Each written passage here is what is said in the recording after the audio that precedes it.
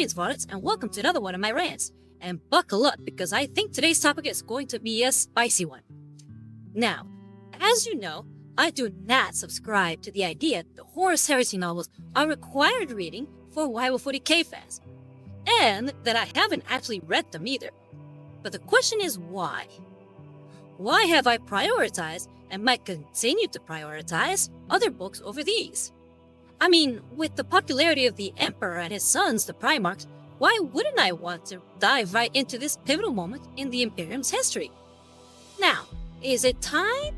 Or is it funds? I mean, there's over 60 books in the series, so they must be incredibly time-consuming to get through, and definitely not cheap to buy all of them. But now, is it because I already know the broad strokes of what happens thanks to YouTubers like Bricky, Majorkill, Pontius, and Arch? Again, I must say no, but I definitely recommend you check them out. They make very fun Warhammer 40k content. But really, in the end, it all boils down to one simple reason. They don't sound very good. Now, spoiler alert for events that happened in the Horus Heresy. You have been warned. There seems to be a consistent issue with the quality of writing in these books. Sometimes you get well-crafted stories like Saturnine by Dan Abnett, which is actually the highest rated book in the series. But then you get books like Ferrus Manus by David Geimer. And again, I haven't read the books, but man, there is a lot wrong with Ferrus Manus as a character. And this is his book. That's why I'm pointing it out. Ferrus Manus is meant to be an incredibly pivotal character to the setting. His death marks a turning point for the Traitor Legions. So why then is he written so poorly?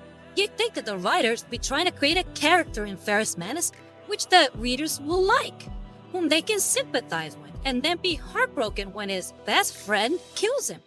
In any other story, this would be a tearjerker. But in the Horus Heresy, it falls flat to anyone who reads it. No one really cares. We have not been made to care about him due to how badly this character was written. He's an annoying and stubborn jerk to everyone, and his friendship with Fulgrim is just stated as fact, with little to no chemistry created between the characters. And this friendship is supposed to be the thing weighed most heavily during their fated duel. Unfortunately, his death only amounts to a bunch of headless memes. Even what few fans of the Iron Hands there are can freely admit to Ferrus Manus being a bit of a dud, and that they primarily like the Ironhead Space Marine characters. His death should have been nearly as tragic as the death of Sanguinius at the end of the Heresy. And Ferrus Manus is only the tip of the iceberg that is the poor writing of the Heresy. Don't even get me started on the inconsistent writing of Lament Russ, many of the Traitor Primarchs, and even the Emperor himself.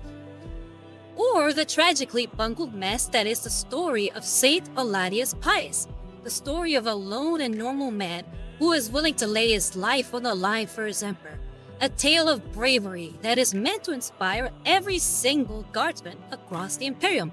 So then why would they make him a perpetual?